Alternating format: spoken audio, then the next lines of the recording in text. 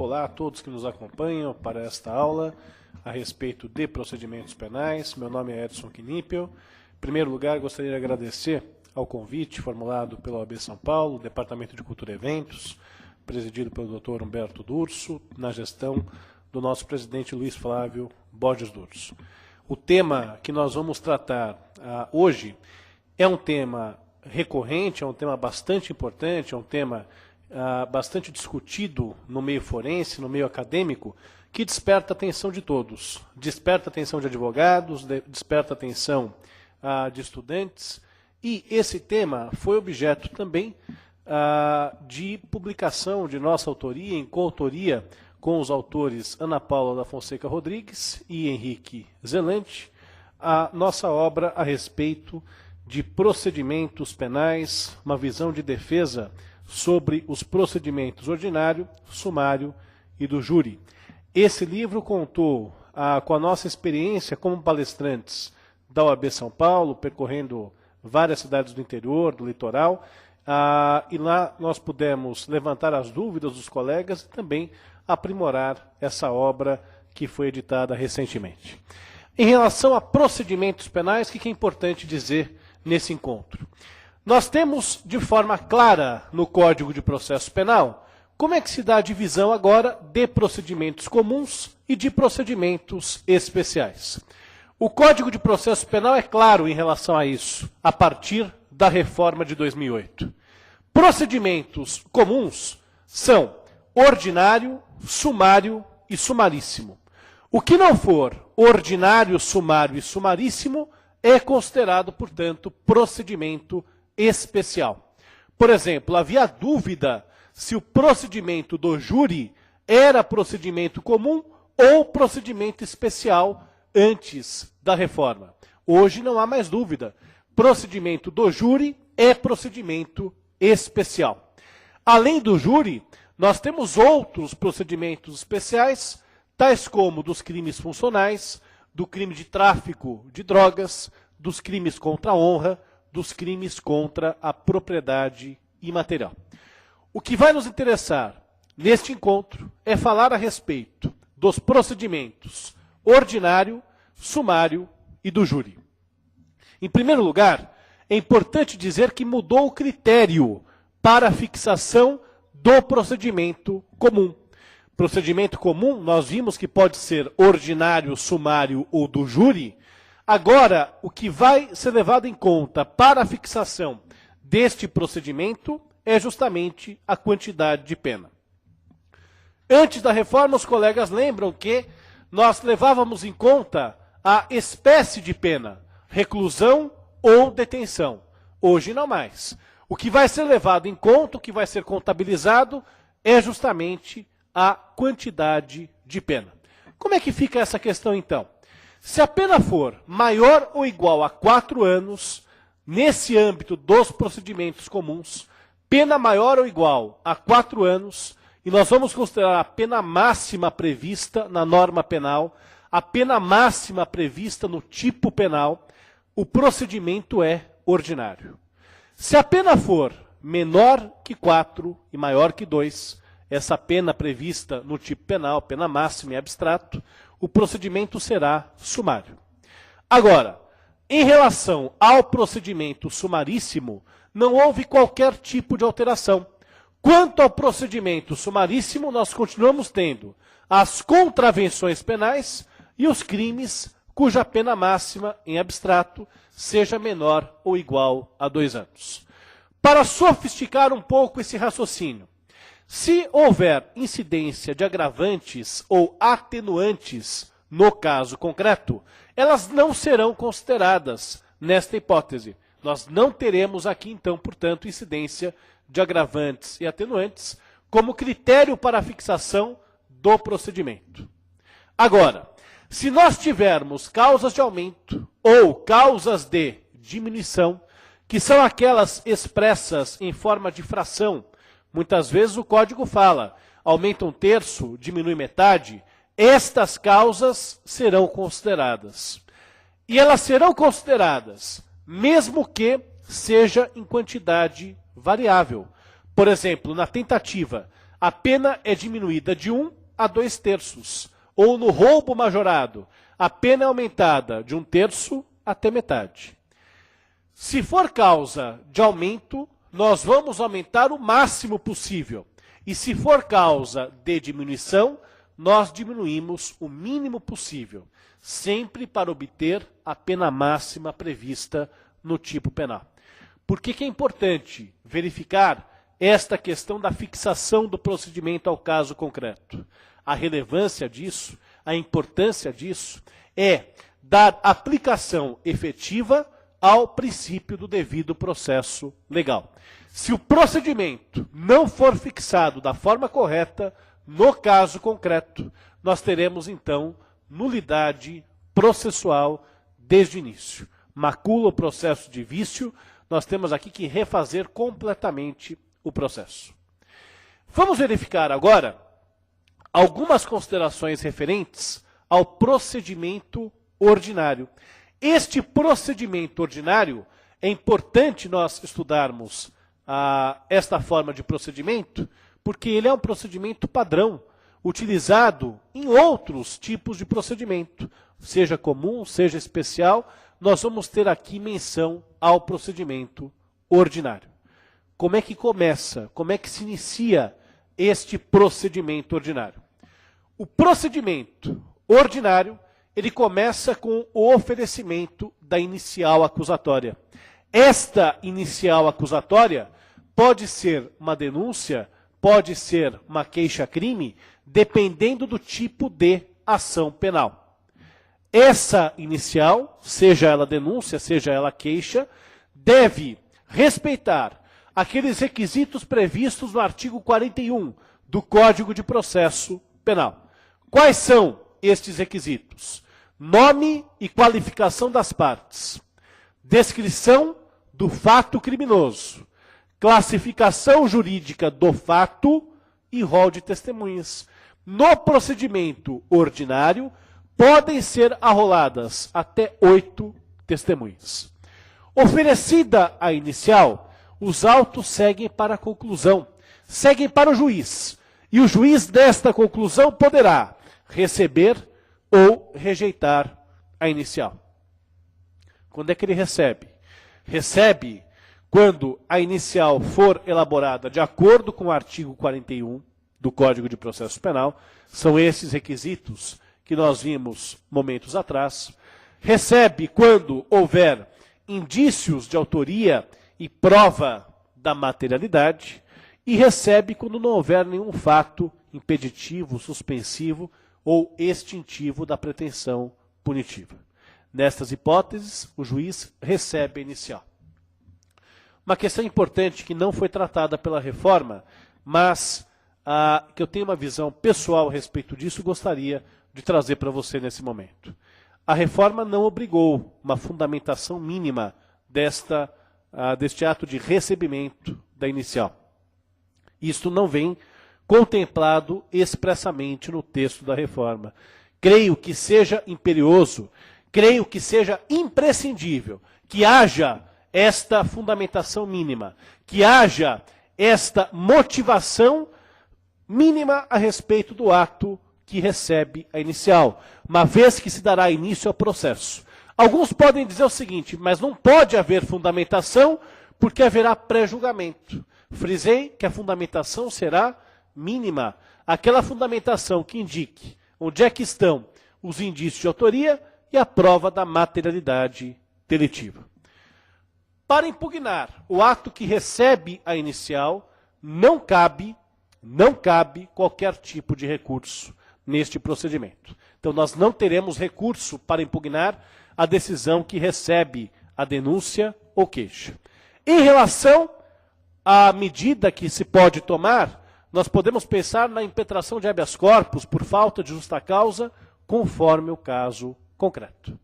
Agora, o juiz pode também rejeitar a inicial.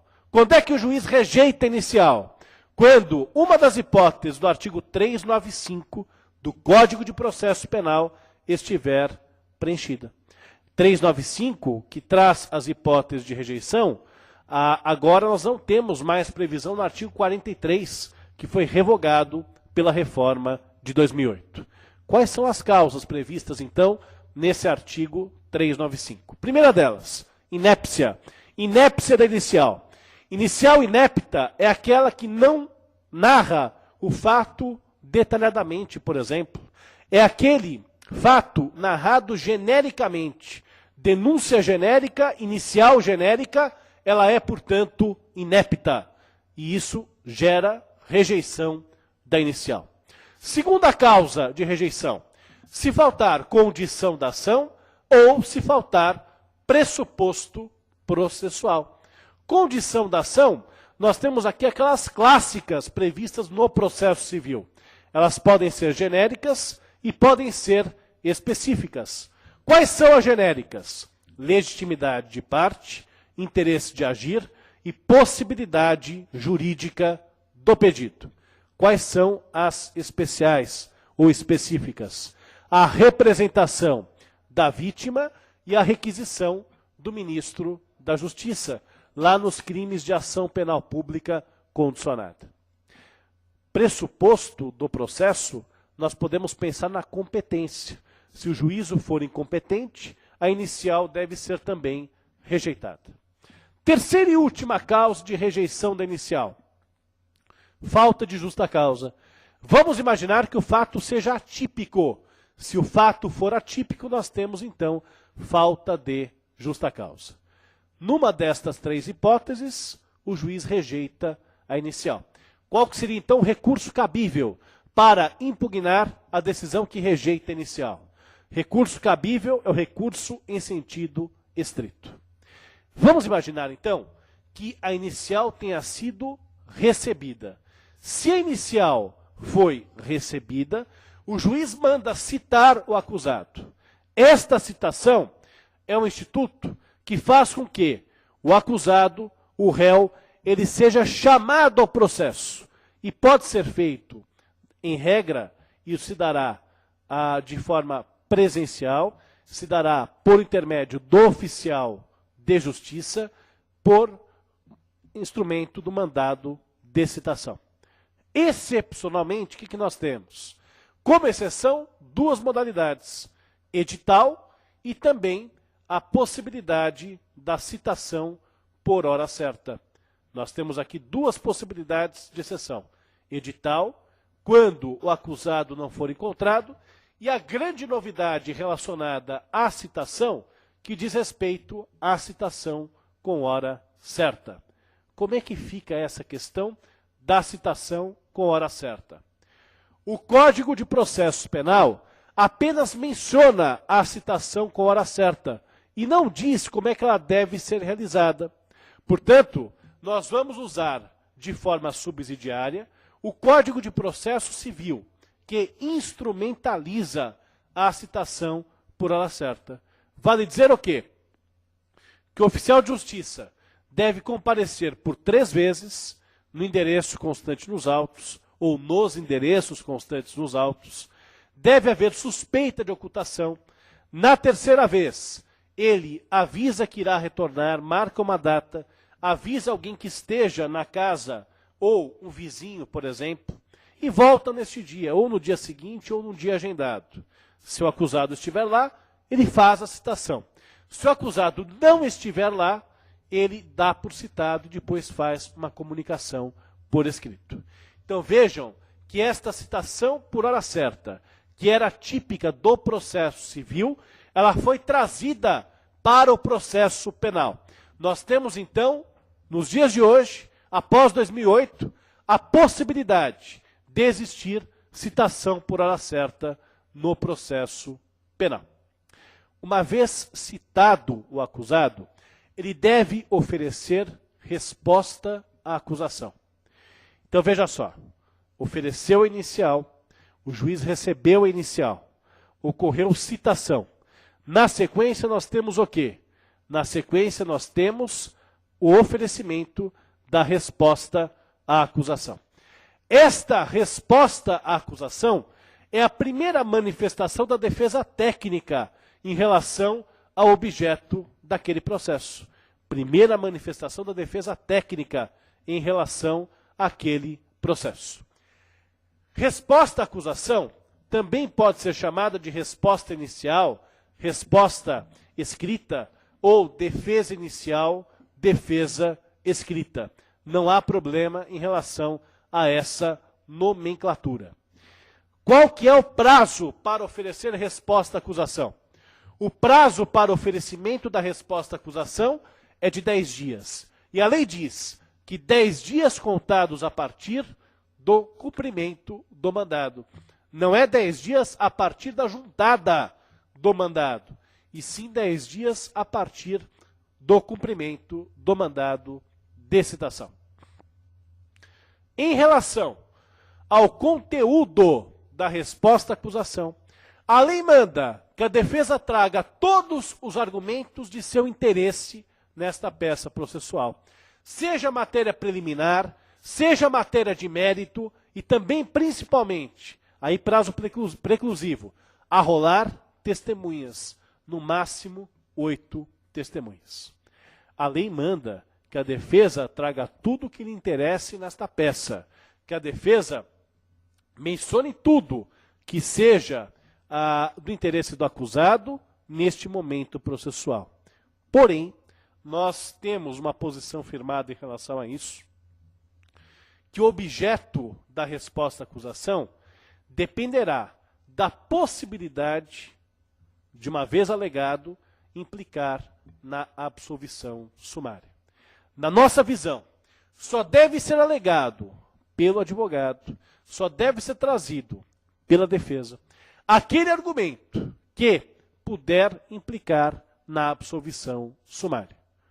O que não implicar na absolvição sumária deve ser guardado posteriormente para um outro momento, que nós vamos ver mais adiante haverá. Então aqui o advogado deve fazer o link. O que eu alego na resposta à acusação? Argumentos que levem à absolvição sumária. E se o argumento não levar à absolvição sumária? Aguarda o momento mais oportuno. Em algumas comarcas que nós visitamos, nesse tempo de palestras, no Departamento de Cultura e Eventos da OAB São Paulo, me lembro, por exemplo, de Campinas, me lembro de Mococa, alguns advogados falavam o seguinte: olha, mas se nós fizermos isso aqui, nesta comarca, o juiz acaba por afirmar que o réu é indefeso, porque não houve nenhuma alegação de matéria de defesa. Nada impede que o colega escreva na petição que deixa de articular argumentos naquele momento para esperar o ponto mais apropriado, mais adequado para isso, uma vez que a tese não levará à absolvição sumária. Uma outra preocupação, principalmente dos colegas que trabalham na assistência judiciária. Muitas vezes não conhecem o acusado, muitas vezes não conhecem a família do acusado e precisam arrolar aqui 8 testemunhas. Como proceder? Às vezes está preso em comarca distante, em lugar longe. Não é possível que haja esta locomoção num tempo de 10 dias para pegar as informações do caso com o acusado. Neste momento, se pode fazer o mesmo que já era executado antes da reforma. Arrola, neste instante, as mesmas testemunhas da acusação. Estas testemunhas passam a ser testemunhas comuns e elas podem ser substituídas caso uma delas falte por outra testemunha, que aí sim, uma vez informado sobre o caso concreto, seja de interesse da defesa. Então este é o primeiro passo que deve ser tomado pelo colega, principalmente por aquele que trabalha na assistência judiciária, que vai encontrar dificuldade nesse primeiro contato. O nome da petição, resposta à acusação, é o nome mais consolidado pela doutrina, pela jurisprudência e também utilizado pela OAB em relação ao seu exame de ordem. Nós temos aqui o nome resposta à acusação. Essa resposta à acusação, ela deve ser obrigatoriamente encartada aos autos. Se a resposta à acusação não chegar aos autos, o processo não segue. O processo deve aguardar a chegada da resposta à acusação. O juiz deve nomear advogado, caso a resposta à acusação não seja oferecida, mesmo fora do prazo de 10 dias. Vale dizer o seguinte, então, esse prazo de 10 dias que é colocado pela lei é um prazo impróprio. Impróprio por quê? Porque, se for desrespeitado, ele não gera prejuízo à parte, uma vez que a resposta à acusação ela pode ser ofertada posteriormente. Depois da resposta à acusação, pode haver ou não a possibilidade do Ministério Público se manifestar nos autos. Nem sempre deverá se manifestar o órgão ministerial. Quando é que ele se manifesta? Quando a defesa, na resposta à acusação, trouxer argumento novo. Se trouxer argumento novo, o Ministério Público se manifesta. Se não trouxer argumento novo, o processo segue e chega a uma nova conclusão. Nesta nova conclusão, o juiz decidirá a respeito da absolvição sumária. O que vem a ser absolvição sumária? Julgamento antecipado da lide pro réu. Julgamento antecipado da lide em situações que favoreçam o acusado. Esta absolvição sumária, ela está prevista no artigo 397 do Código de Processo Penal. Primeiro, se o fato for atípico, vamos imaginar aqui a aplicação, por exemplo, do princípio da insignificância, ou a ausência de dolo em algum crime, como no estelionato, pode acontecer também.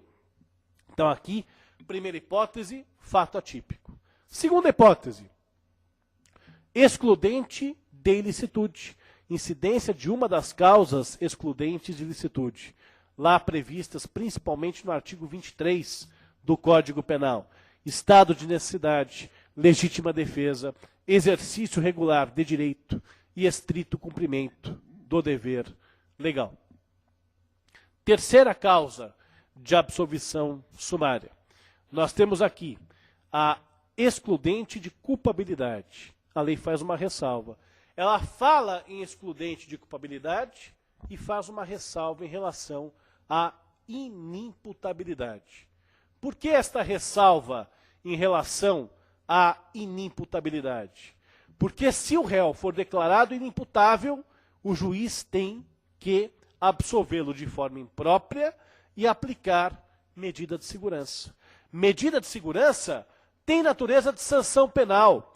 Medida de segurança é uma espécie de sanção penal. Portanto, ela não pode ser aplicada nesse momento, uma vez que a absolvição sumária é uma medida que favorece o acusado. E, neste caso, não favoreceria o acusado. Daí vem, portanto, essa ressalva explicitamente imposta pela lei processual.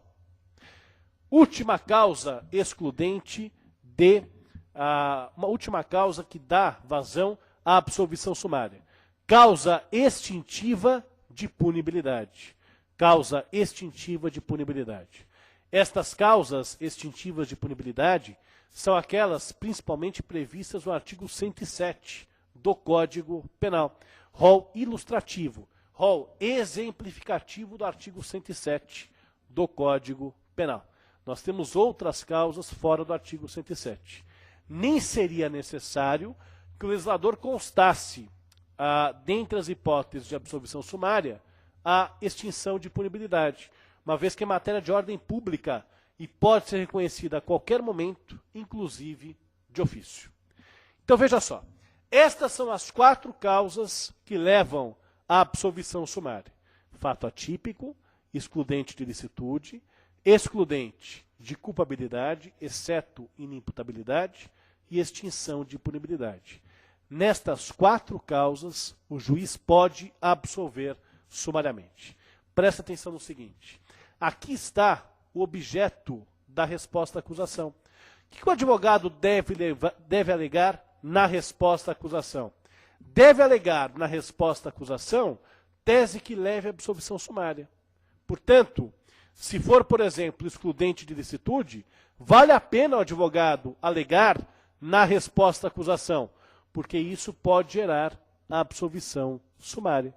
Agora, se for, por exemplo, negativa de autoria não autoriza a absolvição sumária. Então, desta forma, fica fora da tese prevista como adequada, como indispensável na resposta à acusação. Deve-se tomar esse cuidado na prática, portanto, de verificar o que deve ser alegado, o que é mais oportuno, o que é mais adequado que seja alegado na resposta à acusação. Se o juiz absolver sumariamente, cabe recurso de apelação. Agora, se o juiz não absolver sumariamente, não há previsão de recurso. O que pode haver também é impetração da ordem de habeas corpus, caso falte justa causa, ou caso haja nulidade, caso nós tenhamos aqui alguma hipótese justamente de extinção de punibilidade, alguma hipótese autorizadora do artigo 648 do Código de Processo Penal. Vamos imaginar que não haja aqui absolvição sumária. Processo segue. Processo segue e o juiz designa uma audiência de instrução, debates e julgamento. Audiência de instrução, debates e julgamento. Prazo para agendar esta audiência, 60 dias. Audiência una. Audiência una implica no quê? Implica na adoção do princípio de identidade física do juiz ou da vinculação do juiz ao processo, como preferem alguns, não chegaria a ser a identidade física, mas vinculação do juiz ao processo penal. Aquele que instrui será responsável também pelo seu julgamento, o julgamento da causa, o julgamento do processo. O que nós temos nesta audiência de instrução, debates e julgamento? Primeiro ato é a oitiva da vítima. A vítima é ouvida primeiro. Segundo ato, oitiva das testemunhas. Primeiro, as de acusação, depois as testemunhas de defesa. Terceiro, esclarecimentos dos peritos, se as partes tiverem requerido este esclarecimento dos peritos. Em quarto, acariação. E em quinto, reconhecimento de pessoas e coisas. Vale a pena voltar a esta questão do reconhecimento de pessoas e coisas para te chamar a atenção quanto à ordem daquilo que é previsto na audiência de instrução, debates e de julgamento. Por quê? Porque esta ordem deve ser obedecida com rigor. Esta ordem não pode ser invertida. Esta ordem deve ter estrita observância, sob pena de infringir o princípio do devido processo legal. O reconhecimento de pessoas e coisas é a quinta providência que deve ser adotada. Portanto, este reconhecimento de pessoas e coisas não pode ser feito antes da realização da audiência. Momentos antes, quando a pauta está travancada, se tinha, e infelizmente se continua tendo este hábito, de puxar o reconhecimento de pessoas e coisas como primeiro ponto a ser realizado antes mesmo de instalada oficialmente a audiência. Não pode mais ser intercalado depoimento ou declaração com reconhecimento. A vítima fala, reconhece, testemunha fala, reconhece, a outra testemunha fala, reconhece. Não. O reconhecimento tem que vir depois, tem que ser colocado após a manifestação de todas aquelas partes que irão ser declarantes ou testemunhar no processo. Por quê? Para que o juízo não seja sugestionado, para que não se quebre a imparcialidade do juízo. Se a vítima fala de forma contundente, de forma harmônica em relação às outras declarações tomadas no processo, e reconhece de forma segura, de forma clara, isto pode contaminar o juízo em relação a outros depoimentos. E isto não é bem-vindo no processo penal. Por isso que é importante que haja primeiro a tomada das declarações ou dos depoimentos e depois haja justamente essa possibilidade do reconhecimento de pessoas e coisas. Após o reconhecimento de pessoas e coisas, nós temos o interrogatório. Aquele ato que abria a instrução criminal, hoje encerra. Aquele ato que era o primeiro da instrução criminal, hoje é o último. E isto é bem-vindo no campo dos direitos e garantias individuais. Porque agora o acusado se manifesta sabendo que foi produzido antes.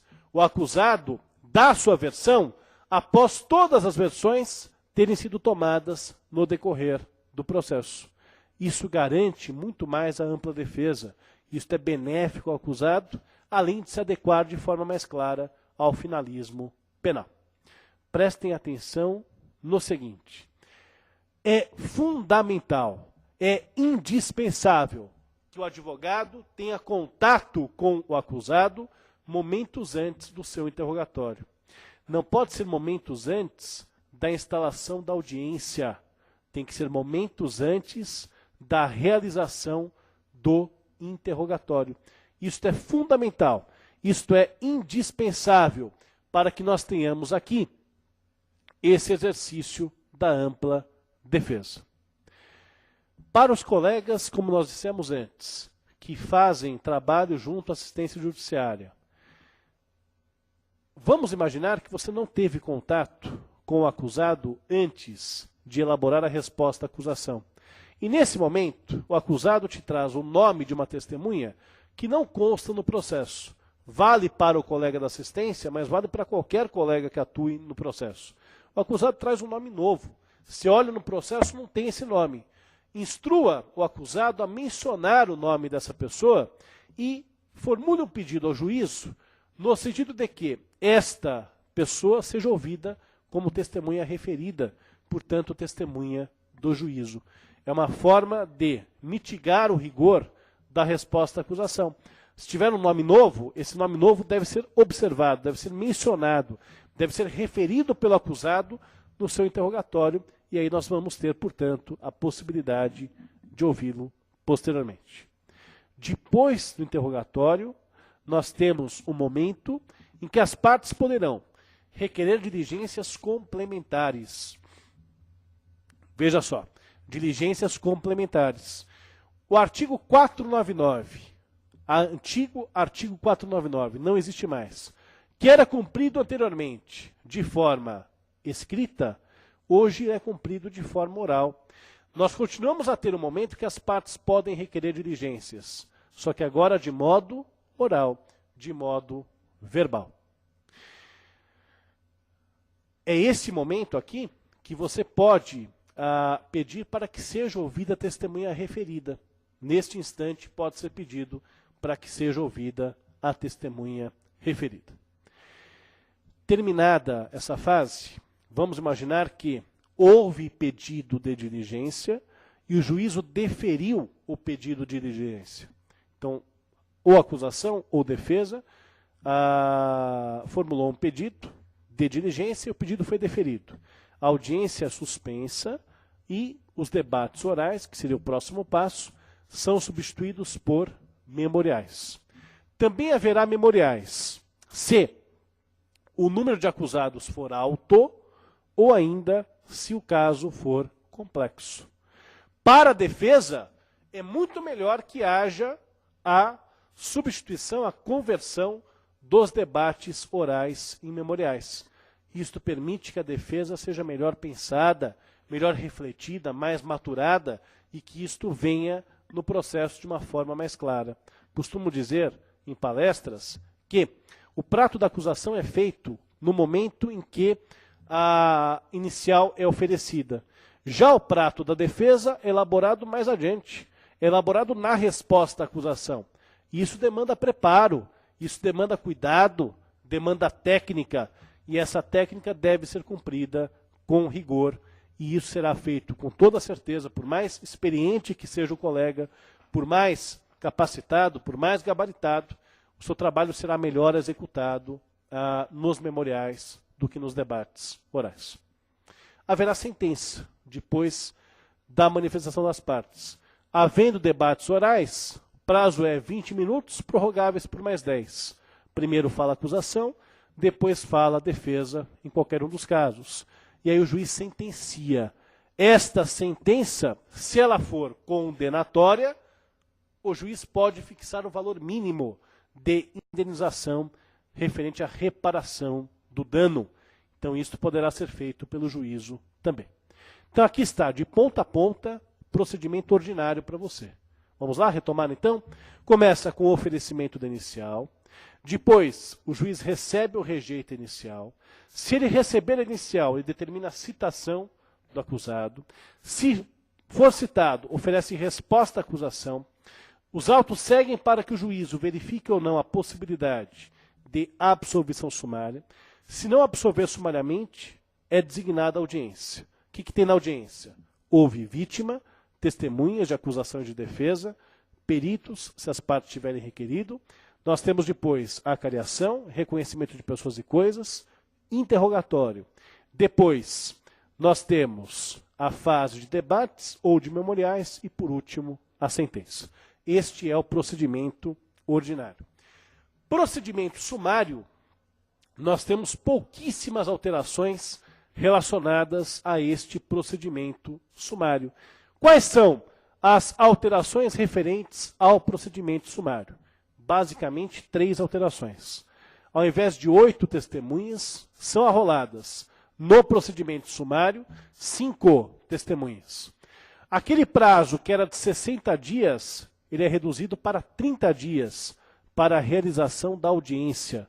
No ordinário 60, no sumário 30, para que seja realizada a audiência.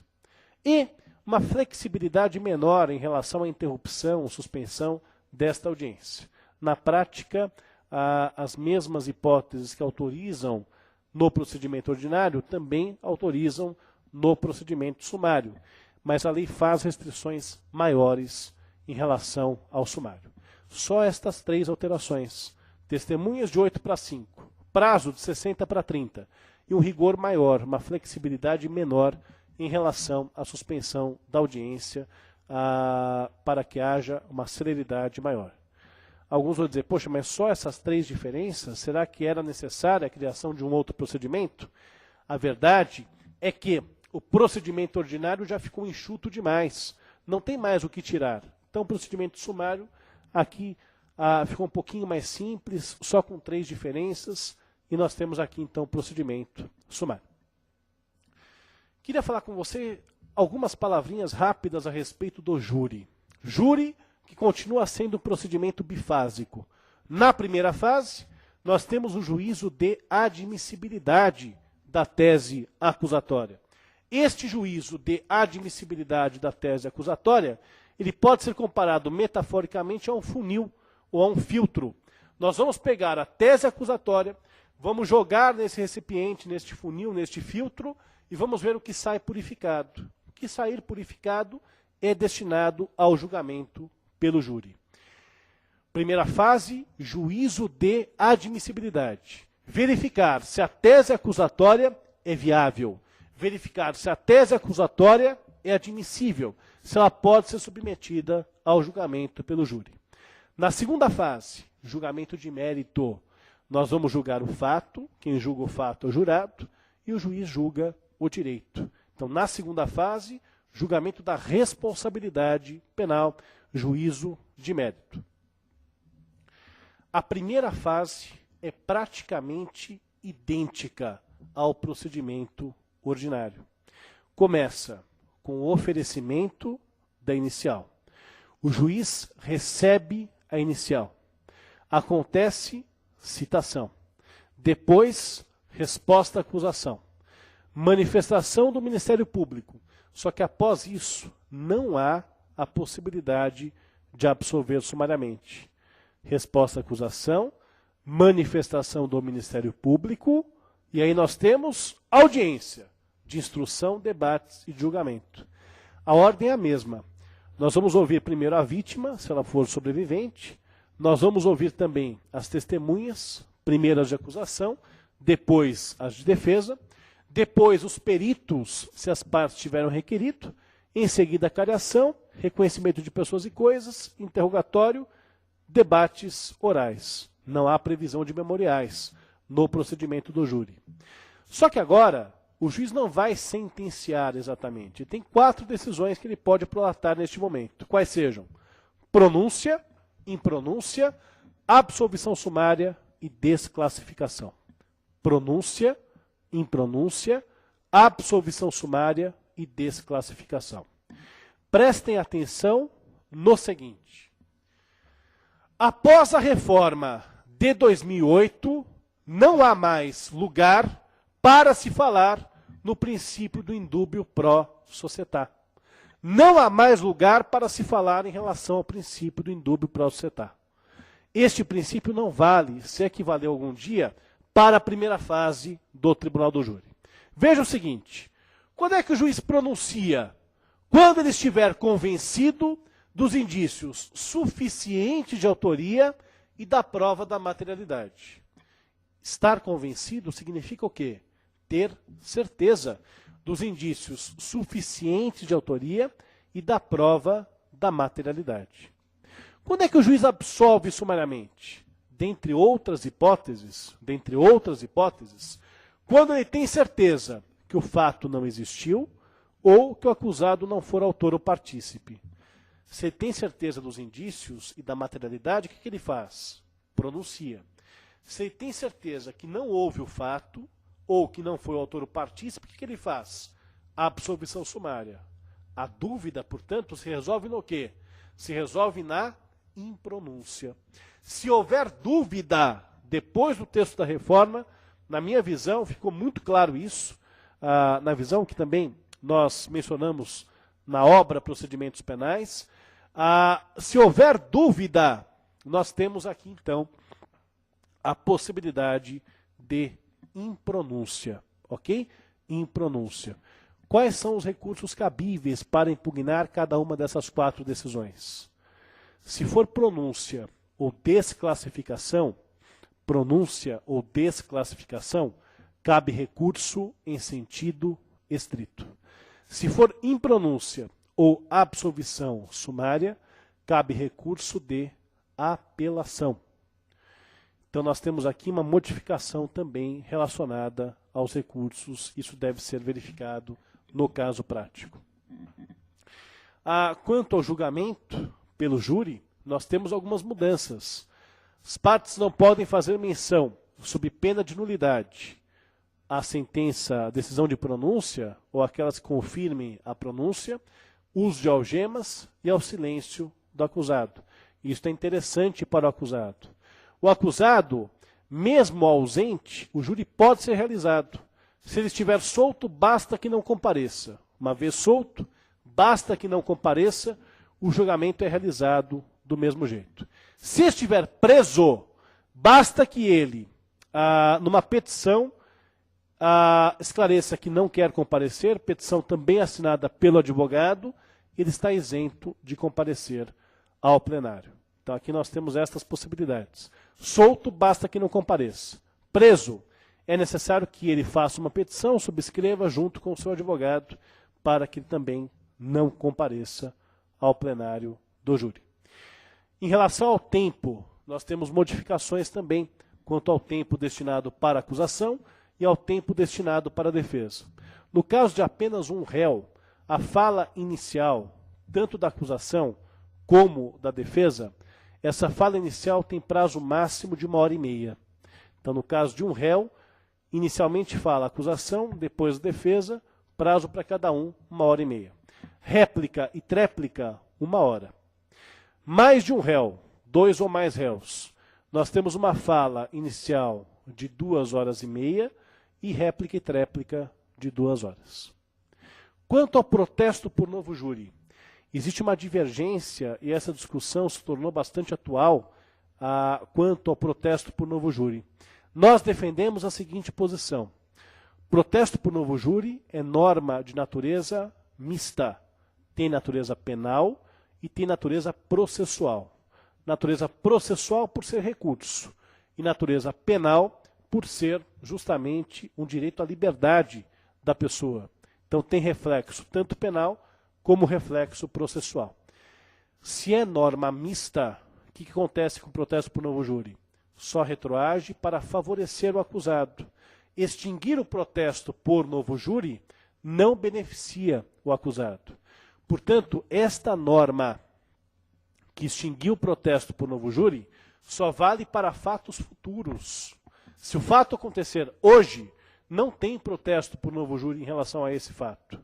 Agora, se o fato aconteceu antes da vigência da norma, com certeza nós temos a possibilidade de protesto por novo júri. Nós temos aqui uma discussão tanto doutrinária quanto jurisprudencial, mas é nossa posição de que o protesto por novo júri só vale para fatos futuros à vigência da norma. Neste encontro, nós procuramos detalhar para vocês os procedimentos ordinários, sumário e do júri, usando uma linha de defesa, pensando naquilo que é importante para que o colega advogado, para que o estudante perceba como se desenvolve esta linha de defesa. Nós agradecemos uma vez mais o convite e esperamos revê-lo em outra oportunidade. Muito obrigado.